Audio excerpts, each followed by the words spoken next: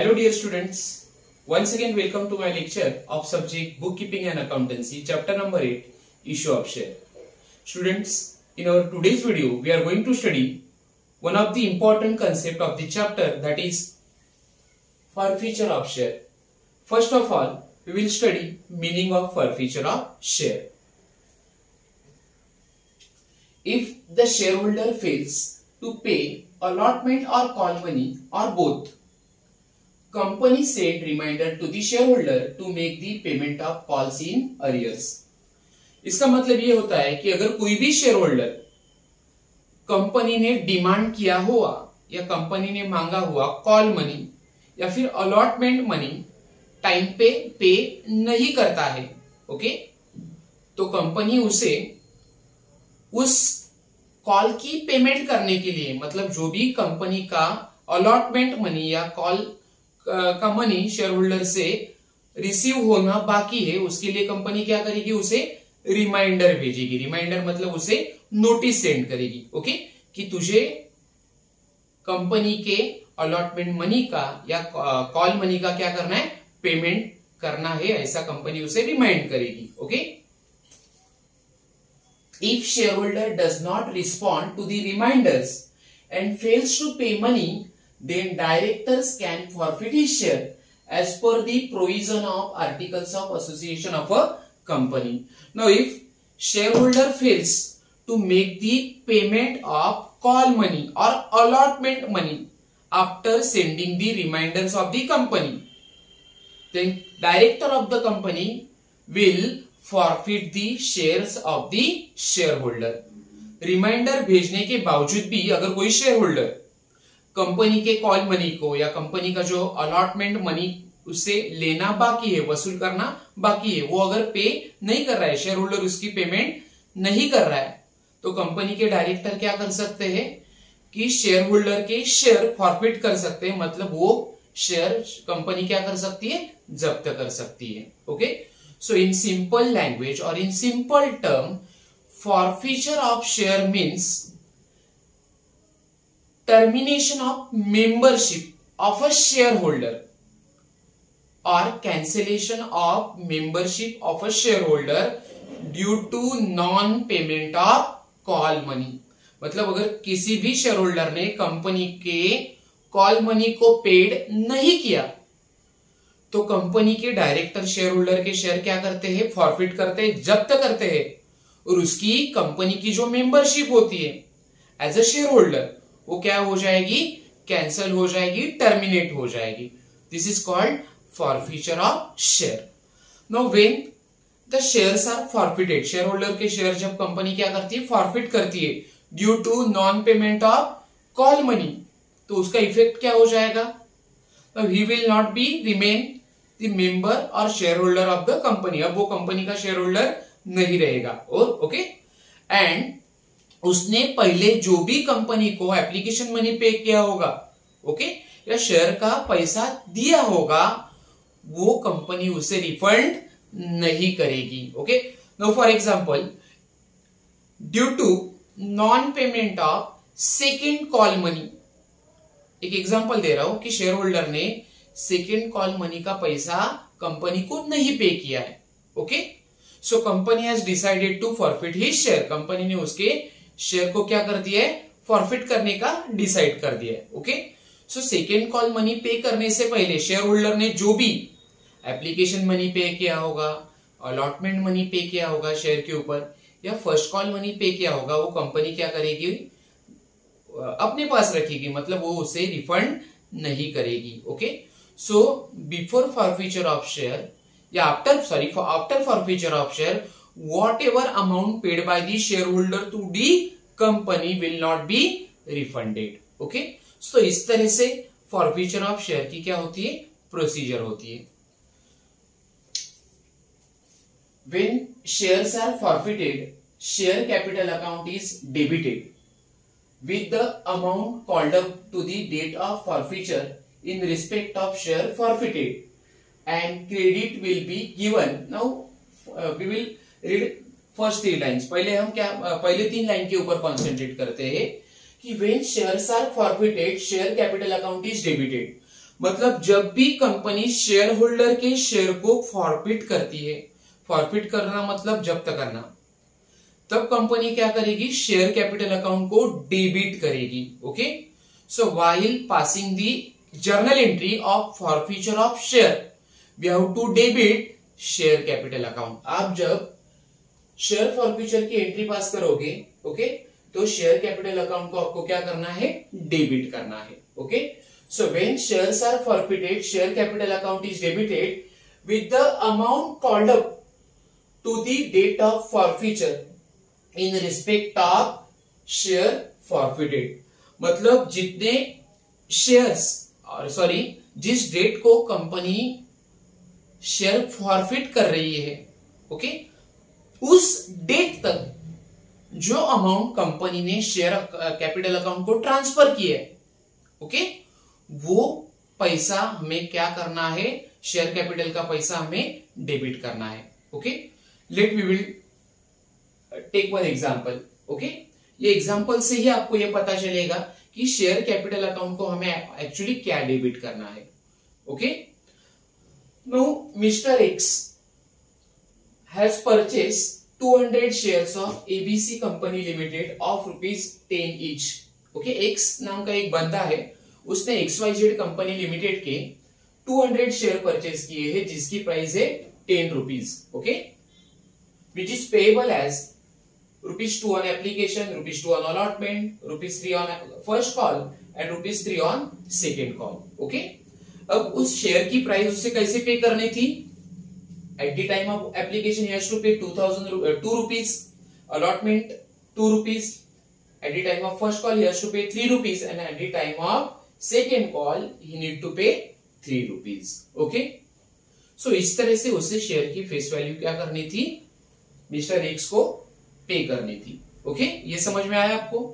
Now mister x has paid application money of ₹2 and allotment money of ₹2 on his 200 share. मतलब उसने जो भी share purchase किए थे उसका उसने एप्लीकेशन मनी और अलॉटमेंट मनी दोनों पेड किया।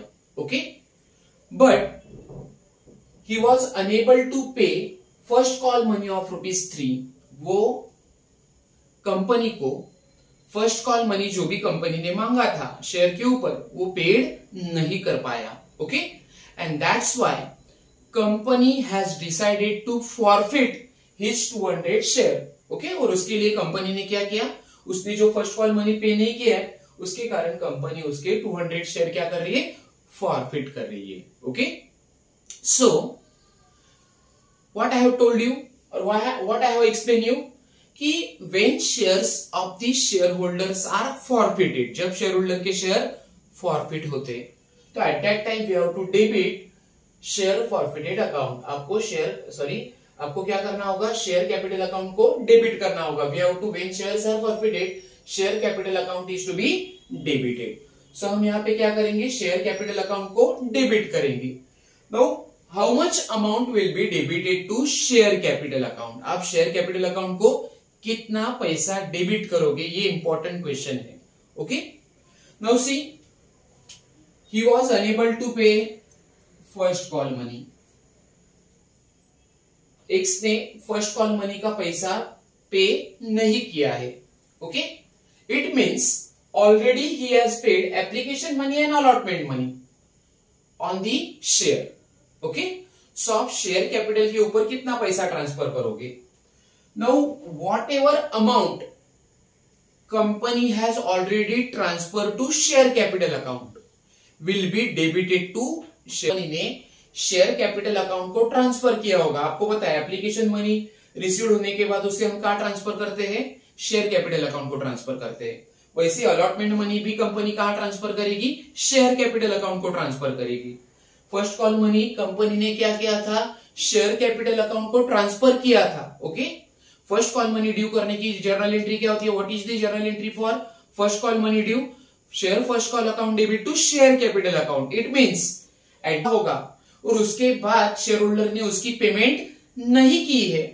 ओके, तो कंपनी उसके शेयर क्या करेगी, फॉरफिट करेगी। लेकिन तब तक कंपनी ने एप्लीकेशन, अलॉटमेंट और फर्स्ट कॉल का पैसा कहां ट्रांसफर किया होगा, शेयर कैपिटल अकाउंट को ट्रांसफर किया होगा। ओके, शेयर कैपिटल अकाउंट को आप डेबिट क्यों करते हो, eight the time of forfeiture of share. Why share capital account is debited, because जब भी कंपनी शेयर होल्डर के शेयर क्या करती है, फॉरफिट करती है, तो कंपनी का शेयर कैपिटल क्या हो जाएगा, कम हो जाएगा। ओके, और उसके कारण विल बी टोटल 200 शेयर थे, so 200 into 2 for allotment, 2 rupees into 200 shares. It is now clear that कि जो भी या जिस दिन तक कंपनी शेयर होल्डर को, and if he was unable to pay second call money, अगर वो सेकेंड कॉल मनी का पैसा पे नहीं करता था, ओके, तो आप शेयर कैपिटल अकाउंट को कितना अमाउंट ट्रांसफर करते थे, amount transfer to share capital account और amount debited to share capital account will be, वो कंपनी ने क्या किया है, सेकेंड कॉल का पैसा मांगा था, सो वो भी अमाउंट कंपनी पहले क्या करेगा, शेयर कैपिटल अकाउंट को ट्रांसफर करेगा। मतलब एप्लीकेशन का 2 रुपया, अलॉटमेंट का 2 रुपया, फर्स्ट कॉल का 3 रुपया और सेकेंड कॉल का 3 रुपया, total amount will be 10 rupees. 10 rupees into 200 share, 2000 rupees will be debited to share capital account.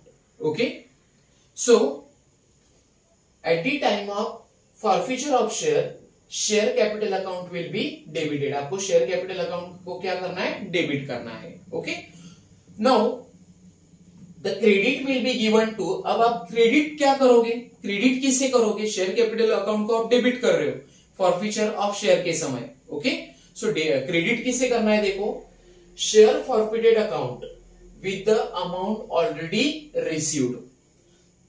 Now credit will be given to share forfeiture account with the amount already received. Now in our case shareholder was unable to pay first call money, उसने first call money का पैसा company को पे नहीं किया है। Okay, so already company को उससे, मतलब शेयर होल्डर से, कंपनी जब भी शेयर होल्डर के शेयर 200 शेयर क्या करेगी, फॉरफिट करेगी। Okay, because of non payment of first call money, तो कंपनी क्या करेगी, ऑलरेडी शेयर होल्डर ने जो भी एप्लीकेशन मनी और अलॉटमेंट मनी पे किया होगा, which is rupees 400 and 800 rupees, okay, वो कंपनी क्या करेगी, फॉरफिट करेगी, मतलब उसे रिफंड नहीं करेगी, वो भी अपने पास रखेगी, वो जब्त करेगी। Okay, so that will be called as a share forfeiture account. So in this case amount transferred to or amount credited to share forfeiture account will be, okay, first call money पे नहीं किया है उसने, so application और allotment money जो भी receive हुआ है कंपनी को शेयर होल्डर से पहले, that is rupees 800 will be credited to share forfeited account. Okay,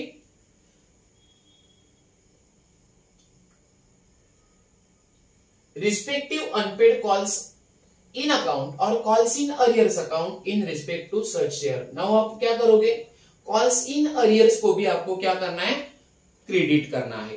पहले आपने डेबिट क्या किया, शेयर कैपिटल अकाउंट को आप डेबिट कर रहे हो, then credit will be given to share forfeiture account as well as to calls in arrears account. Calls in arrears को भी आपको क्रेडिट करना है।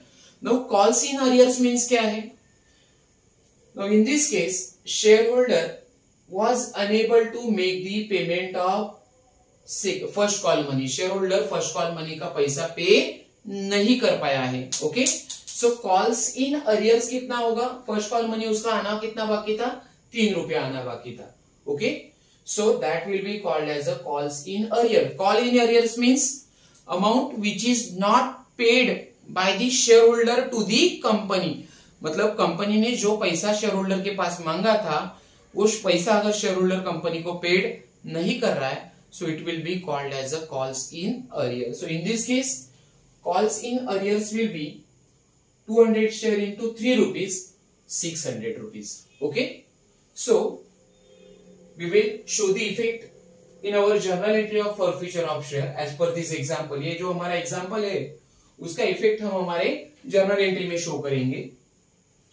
Share capital account debit, okay, forfeiture of share में हम क्या करते हैं, शेयर कैपिटल अकाउंट को डेबिट करते हैं। Okay, now share holder was unable to make the payment of first call money, तो आप क्या करोगे कि एप्लीकेशन मनी, अलॉटमेंट मनी और फर्स्ट कॉल मनी तक जो भी पैसा कंपनी ने उसके पास मांगा था, ओके, 200 शेयर के ऊपर, वो आपको क्या करना है, शेयर कैपिटल अकाउंट को डेबिट करना है, okay, because already we have credited share capital account at the time of transferring application money, allotment money and first call money, okay.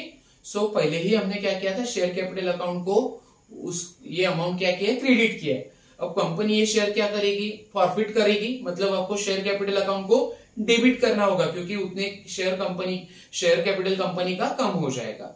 So amount debited to share capital account will be 1400। आप 1400 को debit कर दो to share forfeiture account, okay.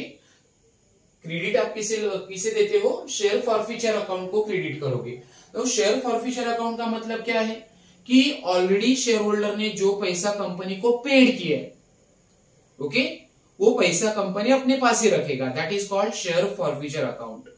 Now before first call money, share holder has paid application money and allotment money, okay. So application का 400 rupees and allotment का 400 rupees, total 800 rupees will be credited to share forfeiture account. Again, calls in arrears will be credited. आपको calls in arrears को भी क्या करना है, credit करना है, okay. Now in this case, shareholder has not paid first call money. shareholder ने first call का पेमेंट नहीं किया था और उसके कारण कंपनी उसके शेयर फॉरफिट कर रही है, okay. So money due on first call is ₹3. First call का कंपनी कितना पैसा मांग रहा है, 3 रुपया मांग रहा है। सो 200 share into 3 rupees, amount will B 600, okay. So that will be the calls in arrears. Arrears मतलब मिलना बाकी। ऑलरेडी एप्लीकेशन मिल चुका है, एप्लीकेशन मनी आ चुका है कंपनी के पास, अलॉटमेंट मनी आ चुका है, कॉल्स इन अरियर्स का पैसा आना बाकी था, कितना है, 600 rupees. So calls in arrears will B 600। You can see here 1400 is debit side amount, and amount credited is also 800 plus 400, 800 plus 600, 1400. So debit is equal to credit. So in short, what I want to say here, एक point आपको clear हुआ होगा कि as and when shares are forfeited, what journal entry we have to pass? Our journal entry will be share capital account debit to share forfeiture account to calls in arrears account, okay. ये आपकी journal entry होनी चाहिए। Now practically ये journal entry आपको समझ में कब आएगी, जब हम फॉरफिचर ऑफ शेयर का प्रॉपर क्वेश्चन सॉल्व करेंगे। Eight that time you will get clear cut idea about this journal entry, okay. Still now आपको खाली यही जर्नल एंट्री ध्यान में रखनी है कि फॉरफिचर का हमें जर्नल एंट्री क्या पास करना था, ओके। Now here we are going to study 2 situation of forfeiture of share. Forfeiture of share के हमें 2 सिचुएशन यहां पे ध्यान में रखने हैं। First is when shares are originally issued at premium. अगर कंपनी ने अपने शेयर प्रीमियम से इशू किए हैं, ओके। अगर कंपनी ने शेयर इशू करते समय शेयर होल्डर से क्या लिया था, प्रीमियम लिया था, मतलब 10 रुपए का शेयर अगर कंपनी 12 रुपए में बेचती है तो कंपनी प्रीमियम कितना कमाएगी, 2 रुपया। So if shares are already issued at premium, तो उसका इफेक्ट हमें फॉरफिचर ऑफ शेयर के जर्नल एंट्री में कैसे शो करना है। And second situation is when premium is not received. पहला सिचुएशन क्या था कि when shares are originally issued at premium, मतलब जब कंपनी ने अपने शेयर प्रीमियम से इशू किए थे, ओके। तो ऐसे समय हमें उसके 2 जर्नल एंट्री पास करने, when shares are originally issued at premium, मतलब कंपनी अगर अपने शेयर प्रीमियम से इशू करती है तो उसके अंदर हमारे पास 2 सिचुएशन है, उसकी अब हम स्टडी करेंगे।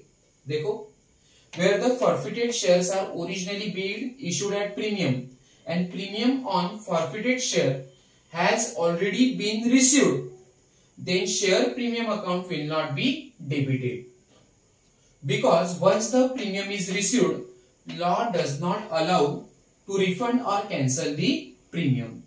Now, if premium is already received, then journal entry for forfeiture of share will be. इसका मतलब ये होता है कि अगर कंपनी ने अपने शेयर ऑलरेडी प्रीमियम से क्या किए हैं, शेयर होल्डर को बेचे हैं, ओके, एंड वो प्रीमियम कंपनी का ऑलरेडी रिसीव्ड हो चुका है eight the time of allotment of share. Generally company receive share premium eight the time of allotment of share. Allotment money company जब भी ड्यू करती है, सो उस समय या उस सिचुएशन में कंपनी शेयर होल्डर से शेयर प्रीमियम का पैसा मांगती है. Okay, so if share premium money is already received by the company, at that time there is no need to show share premium account in debit side. आपको share premium को debit side में record करने की जरूरत नहीं है. आप जो भी जर्नल एंट्री पास करोगे उसमें आपको शेयर प्रीमियम दिखाने की या शो करने की जरूरत नहीं है.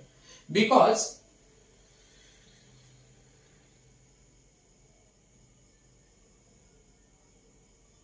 Once the premium is received, मतलब जब कंपनी को शेयर होल्डर से शेयर प्रीमियम रिसीव्ड होता है, law does not allow to refund और कैंसल द प्रीमियम. मतलब लॉ के मुताबिक, कायदे से, या as per the law, company does not refund amount of share premium to the share holder. Share forfeit होने के बाद, शेयर जब्त होने के बाद जो भी कंपनी शेयर होल्डर को, शेयर होल्डर से ऑलरेडी प्रीमियम कमा चुकी है, वो प्रीमियम कभी भी उसे रिफंड नहीं करती है by order of the law.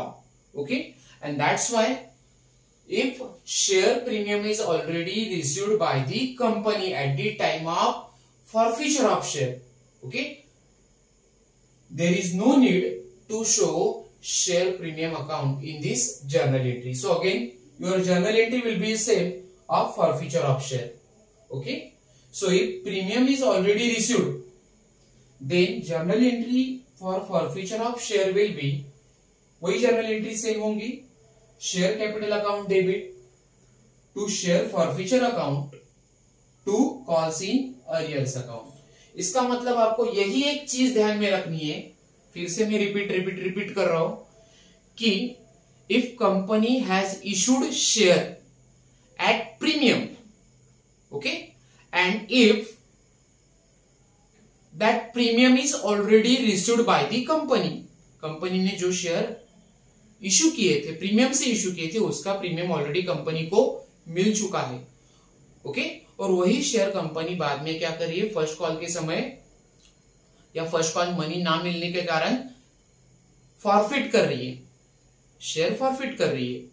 So at that time there is no need to show share premium account in our journal entry. So ऐसे सिचुएशन में आपको जर्नल एंट्री के अंदर शेयर प्रीमियम का इफेक्ट शो करने की जरूरत नहीं है. Now second situation, when premium is not received, मतलब कंपनी ने जो शेयर इश्यू किए थे और फॉरफिट किए थे, उसका अब तक कंपनी को शेयर होल्डर से प्रीमियम नहीं मिला है, वो प्रीमियम मिलना बाकी है. तो उसका इफेक्ट कैसे शो करेंगे, देखिए, if the premium on share has not been received because it formed the part of the installment which remains unpaid, the premium on share will be debited.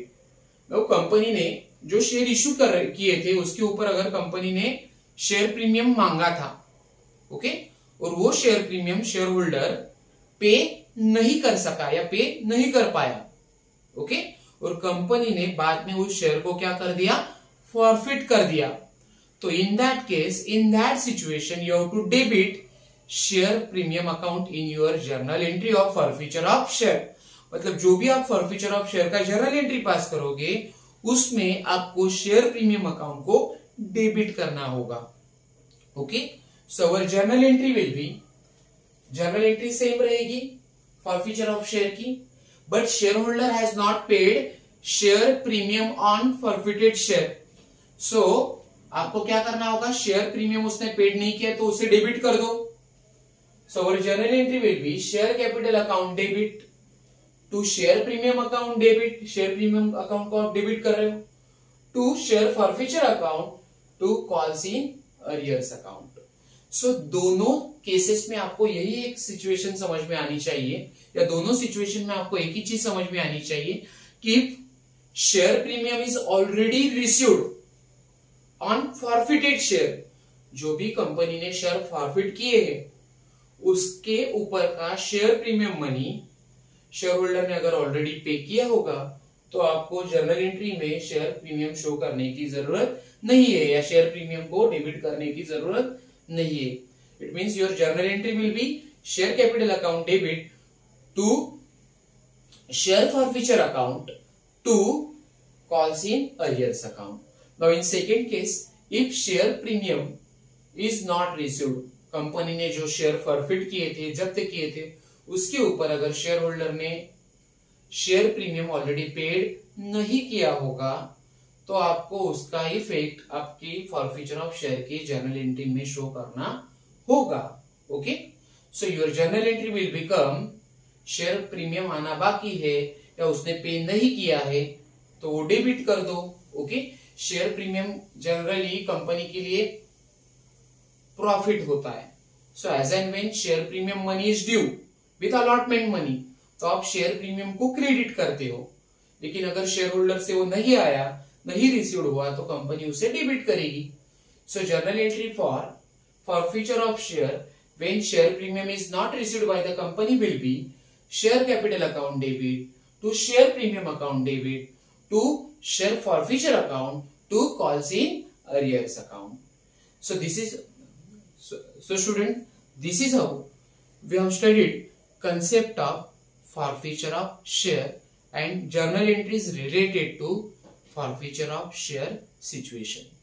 Now student, in our next video you will get clear cut idea about this journal entry at the time of solving practical question based on forfeiture of share. हम forfeiture of share से related next video के अंदर दो small example solve करने वाले हैं. Okay, so at that time you will get the clear cut idea about this concept of forfeiture of share and journal entries related to forfeiture of share. Student, thank you so much for watching my video.